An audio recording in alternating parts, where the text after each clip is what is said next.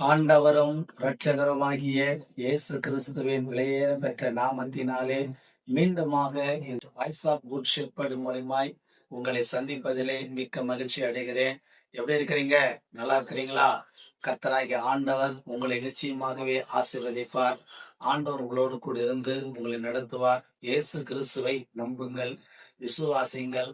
அவன் நமக்காக பரலோகத்தை விட்டு பூமிக்கு இறங்கி வந்தவர், பாடுபட்டவர், நமக்காக சிலுவையில மரித்தவர், அடக்கம் பண்ணப்பட்டு 3ஆம் நாள் உயிர் தெழுந்தவர்.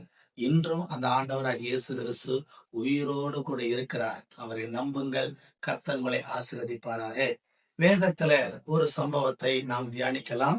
1 யோவான் 3ஆம் அதிகாரத்துல 2வது வசனத்தை வாசிக்கும் போது, பிரியமானவர்களே, இப்பொழுது தேவனுடைய பிள்ளைகளா இருக்கிறோம். இனி எவ்விதமா இருப்போம் என்று இன்னும் வெளிப்படவில்லை. ஆகிலும் அவர் வெளிப்படும் போது அவர் இருக்கிற வண்ணமாகவே நாம் அவரை தரிசிப்பதினால் அவருக்கு ஒப்பாயிருப்போம் என்று அறிந்திருக்கிறோம் என்று வேதம் சொல்லுகிறது. பிரியமானவர்களே, நம் ஆண்டவராகி இயேசு கிறிஸ்துவை நாம் தரிசிக்க முடியும் என்று சொல்லி இந்த இடத்துல இந்த வசனம் சொல்லுகிறது. என்ன? நம்மளை படைத்த தேவனை தரிசிக்க முடியுமா? ஆம் பிரியமானவர்களே, நாம் தரிசிக்க முடியும். அவர் நமக்கு அப்பாவாக, நாம் அவருக்கு உண்மையுள்ள பிள்ளைகளாக நாம் வாழும்போது அப்பாவை மகன்கள் தாராளமா என்ன பண்ண முடியும்? பார்க்க முடியும், தரிசிக்க முடியும். அதுதான் பிரியமானவர்களே, நம்மை படைத்த தேவனை நாம் நிச்சயமா என்ன பண்ண முடியும்? தரிசிக்க முடியும். அவரோடு கூட பேச முடியும். அவர் மகிமையின் தேவனாய் இருக்கிறார், வல்லமையுள்ள தேவனாக இருக்கிறார். அந்த தேவாதி தேவனை நாம் தரிசிக்க வேண்டுமானால் வேதத்துல சொல்லப்பட்டிருக்கிறது. நீங்க மத்தேயு சுவிசேஷ புஸ்தகத்துல 3வது அதிகாரத்துல 16, 17 வசனம் வாசிக்கும் போது, இயேசு ஞானஸ்நானம் பெற்று ஜலத்திலிருந்து கரையேறின உடனே இத வானம் அவருக்கு திறக்கப்பட்டது. தேவ ஆவி புறாவை போல இறங்கி தன்மேல் வருகிறதை கண்டார். அன்றே வானத்திலிருந்து ஒரு சத்தம் உண்டாகி, இவர் என்னுடைய நேசகுமாரன், இவரில் பிரியமாயிருக்கிறேன் என்று சொல்லப்பட்டிருக்கிறது. பிரியமானவர்களே, யார் கர்த்தரை தரிசிக்க முடியும்? ஜலத்தில் இருந்து எடுக்கப்பட்டவர்கள் கர்த்தரை தரிசிக்க முடியும். இயேசு கிறிஸ்து ஞானஸ்நானம் எடுத்து கரை ஏறுகிறார், ஜலத்திலிருந்து மேல வருகிறார், வானம் திறக்கப்படுகிறது, ஆவியானவர் புறாவை போல இறங்குகிறார். ஆண்டவருடைய சத்தத்தை அவர் பார்க்கிறார், கேட்கிறார்.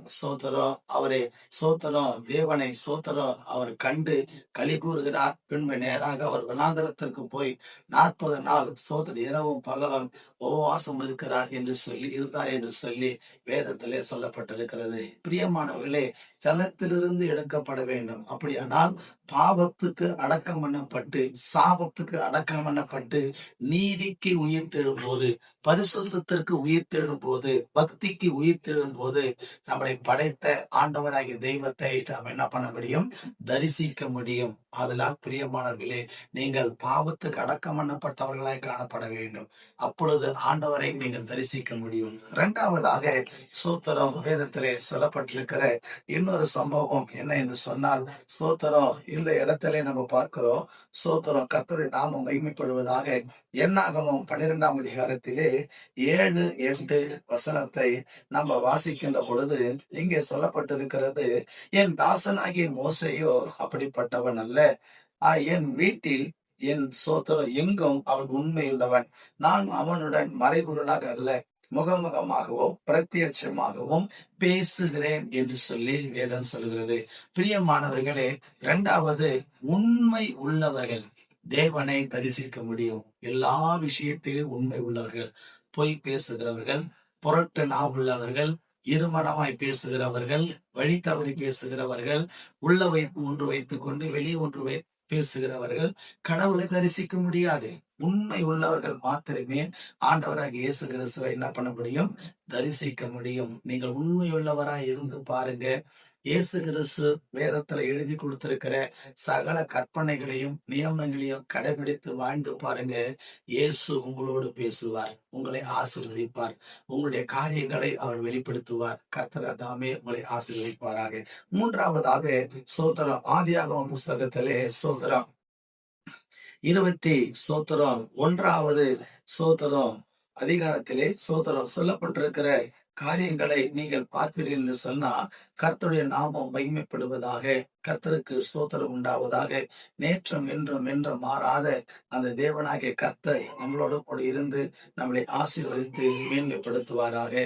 சோத்திரம். வனாந்தரத்திற்கு சோத்திரம் அனுப்பி விடுகிற இந்த ஆபிரகாம் சோத்திரம் தனக்கு பிறந்த இஸ்மவேலையும் அவருடைய தாயும் வனாந்தரத்துக்கு என்ன பண்ணி விடுகிறார்கள்? அனுப்பி விடுகிறார்கள். அப்படி வனாந்தரத்திற்கு போன அவர்கள் சோத்திரம் ஆதியாகமம் 21 அதிகாரத்துல 14 இருந்து 20 வரை வாசிக்கும் போது வனாந்தரத்துல கொண்டு போய் விடப்பட்ட போது கொஞ்சம் தண்ணி கொஞ்சம் அப்பம் இருந்தது, அதை சாப்பிட்டார்கள். பின்பு அதுக்கப்புறம் ஆகாரம் கிடையாது. அப்பொழுது ஆகார் வனாந்தரத்துல தன் பிள்ளை பசினால பசினால அழுகிறத பார்த்து அந்த தாய் கதறி அழுகிறாங்க. உடனே ஆண்டவர் வசனம் சொல்லுகிறது, பிள்ளையின் சத்தத்தை ஆண்டவர் கேட்டார் என்று சொல்லி ஒரு துறவை காண்பிக்கிறார். அங்கே போகிறார்கள், அங்க தண்ணி அது இருக்கிறது, அதை சாப்பிடுகிறார்கள். அதுக்கப்புறம் ஜீவன் அவனுக்கு வருகிறது.